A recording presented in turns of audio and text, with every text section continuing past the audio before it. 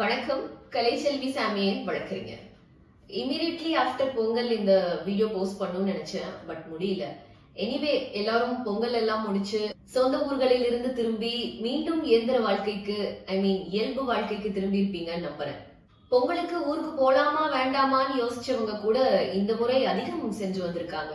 சொந்த ஊருக்கு சொந்த மண்ணுக்கு போயிட்டாலே அங்கே சொந்தங்கள் கூடுவதும் கதைகள் பேசுவதும் சிரிப்பு கொண்டாட்டம் இவையெல்லாம் எப்படி இயல்போ அதே போல சின்ன சின்ன கருத்து வேறுபாடுகளும் மனக்கசப்புகளும் இயல்புதான்.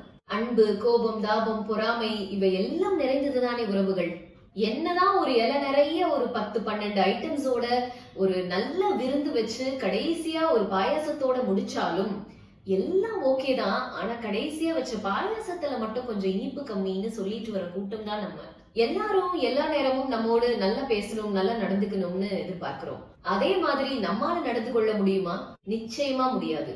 சோ இந்த மாதிரி சின்ன சின்ன மனக்கசப்புகள் கருத்து வேறுபாடுகளை மனதில் வைத்துக் கொண்டு நான் இனிமே உங்க பெற்றோர் வீட்டுக்கு வரவே மாட்டேன்னு கணவனும், ஆர் நான் இனி உங்க வீட்டு வாசப்படியே மிதிக்க மாட்டேன்னு மனைவியும் இருப்பது எந்த வகையிலும் சரியில்லை. அப்படி நம்ம குற்றம் கண்டுபிடிக்கணும், ஒதுங்கி இருக்கணும்னா நம்மளை சுற்றி உள்ள எல்லார்கிட்டையும் குற்றம் கண்டுபிடிச்சுக்கிட்டே தான் இருக்கணும். மொத்தமா மனிதர்களை விட்டே ஒதுங்கித்தான் இருக்கணும். சோ உங்க சொந்த பெற்றோர் உடன் பிறந்தவர்களிடம் கூட குறைகள் இருக்கும். நீங்க எதிர்பார்க்கிற அந்த உண்மையான உபசரிப்பு, அன்பு இதெல்லாம் நீங்க உங்க ரத்த உறவுகள் கிட்டதான் எதிர்பார்க்க முடியுமே தவிர அவ்வளவு ஏன் அந்த ரத்த உறவுகளுடைய கணவன் ஆர் மனைவி ஆர் அவங்க குடும்பத்தாரிடம் கூட நீங்க எதிர்பார்க்க முடியாது. அப்போ உங்க கணவர் ஆர் மனைவி வீட்டாரிடம் மற்றும் குற்றமும் குறைகளும் கண்டுபிடித்து நான் இனி அவங்க வீட்டுக்கே வரமாட்டேன்னு இருப்பது எந்த வகையில நியாயம்? நீங்க மற்ற உறவுகளை விட்டுருங்க. நான் இங்க சொல்ல வர்றது, நிறைய மனைவிமார்கள் தன் சொந்த மாமனார் மாமியார் வீட்டுக்கு கூட ஒரு பண்டிகைனா கலந்து கொள்ளாமல் இருப்பதை பற்றி தான் நான் இங்க பேசுறேன். நான் இங்க ஸ்பெசிபிக்கா ஏன் மனைவிகளை சொல்றேன்னா, நீங்கள் தான் அக்னி சாட்சியாக உங்கள் கணவனையும் கணவன் வீட்டாரையும் உங்கள் சொந்த குடும்பமாக ஏற்றுக்கொண்டு புகுந்த வீட்டுக்கு போற வழக்கம் உண்டு. நிறைய மனைவிகள் பண்ற தவறு என்ன தெரியுமா? ஒரு நல்ல நாள் கல்யாணம் காட்சினா கணவர் வீட்டு பக்கம் தலை வச்சே படுக்க மாட்டாங்க. ஆனா எதுக்கு எடுத்தாலும் உங்க வீட்டுல ஏதாவது நடந்தா ஏன் என்கிட்ட சொல்லவே மாட்டேங்கிறீங்க? நான் அந்த வீட்டு மருமகள் இல்லையா? ஏன் எனக்கு மட்டும் முக்கியத்துவம் கொடுக்கறது இல்லன்னு கேட்பாங்க. உங்க கேள்விக்கான விடை உங்க கேள்வியிலேயே இருக்கு. நீங்கள் உங்கள் கணவர் வீட்டாருக்கு முக்கியத்துவம் கொடுக்காததால் தான் உங்களால் உங்களை அந்த வீட்டில் முக்கியத்துவம் படுத்திக் கொள்ள முடியவில்லை. நீங்க அங்க போய் வந்து இருந்தீங்கன்னா அங்க நடக்கிற விஷயங்கள் தன்னால உங்களுக்கு தெரிய வரும். அதை விட்டுட்டு எனக்கு உங்க சங்காத்தமே வேண்டான்னு நீங்க ஒதுங்கி இருக்கும் போது அங்க நடக்கிற எல்லாமே உங்களுக்கு அந்நியப்பட்டு தானே இருக்கும். சோ முதல்ல உங்க கணவர் வீட்டுக்கு அவங்க வீட்டு விசேஷத்துக்கு போறதுக்கு முன்னாடியே அங்க அவங்க என்ன இப்படி பேசிட்டா அப்படி பேசிட்டா அப்படி நடந்துட்டா என்ன பண்றதுன்னு யோசிக்காம ஒரு 10 பேர் கூடுற இடத்துல சின்ன சின்ன கருத்து வேறுபாடுகள் மனக்கசப்புகள் இயல்புதான், அதை கடந்துதான் வர வேண்டும் என்று உங்களை தயார்படுத்தி கொண்டு புறப்படுங்கள். உங்க பிள்ளைகளுக்கு உறவுகளின் முக்கியத்துவத்தை சொல்லிக் கொடுத்து வளர்க்கணும்னு கூட அவசியம் இல்ல.